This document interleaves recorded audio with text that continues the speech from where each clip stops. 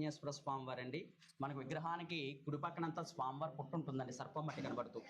అక్కడ రోజు బేసిన్తో పాలు పెడితే సుబ్రహ్మణ్యేశ్వర స్వామి వారు రోజు కూడా ఆ పుట్టలోంచి పాము రూపంలో వచ్చి పెట్టిన పాలని తాగిసి వెళ్తుంటారండి. వచ్చిన భక్తులు కూడా ఉదయం నుంచి సాయంత్రం లోపల పలానా టైం అంటూ ఉండదు. గుళ్ళో కానీ గుడి ప్రాంగణంలో కానీ స్వామివారు సర్ప రూపేణ వచ్చి దర్శనమిచ్చి వెళ్తారండి భక్తులందరికీ. స్వామి వెలసి ఇక్కడ 1100 సంవత్సరాలైంది. పంచారామాల కన్నా 300 సంవత్సరాల ముందర క్షేత్రం ఇది. 8-9 శతాబ్దం మధ్యలోదండి ఆలయం అంతా. సుబ్రహ్మణ్య స్వామి దేవాలయాలు మనం చాలా చోట్ల చూసే ఉంటాం. వల్లి దేవసేన సుబ్రహ్మణ్య స్వామి వారు ఉంటారు. ఇక్కడ స్వామికి వివాహం కాలేదు కాబట్టి ఈయన బ్రహ్మచారి మాటండి, బాలసుబ్రహ్మణ్యేశ్వర స్వామి.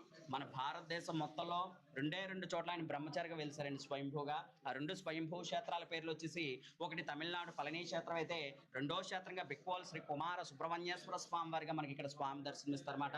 ఈ 2 క్షేత్రాల్లో కూడా స్వామివారు దక్షిణముఖంగా ఉంటారండి. అందుచేత ఈ క్షేత్రాన్ని అంగారకుడు క్షేత్రంగా చెప్పబడుతోంది. అందుచేత ఇక్కడ స్వామివారికి ఏంటంటే మంగళవారం అంటే ఇష్టమైన రోజు అండి. మంగళవారం ఒక రోజే ఆయన నిజరూప దర్శనానికి అభిషేకం చేస్తారు. మిగతా పర్వదినాల్లో కింద సర్పాన్ని పెట్టి చేస్తారన్నమాట.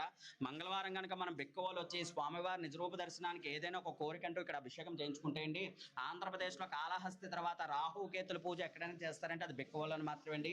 కాళహస్తి వెళ్ళని వాళ్ళు చుట్టుపక్కల ప్రాంతాల వారందరూ ఇక్కడ బిక్కువ మంగళవారం రోజున వచ్చి ఈ కుజరాహుకేతులకి, కాలసర్ప దోషాలకి, రుణ విమోచనానికి, విద్యకి, వ్యాపారానికి, సంతానానికి, వివాహానికి, దాంపత్యానికి, ఇలా ఎవరికి ఏ సమస్యలు ఇబ్బందులు ఉన్నా ఈ సుబ్రహ్మణ్యేశ్వర స్వామి వారికి 9 మంగళవారాలు కనుక పూజ చేయించుకుంటే మనకి 9 మంగళవారాలు అయ్యే లోపల అనుకున్న కోరికలు నెరవేరుతాయన్నమాట అండి.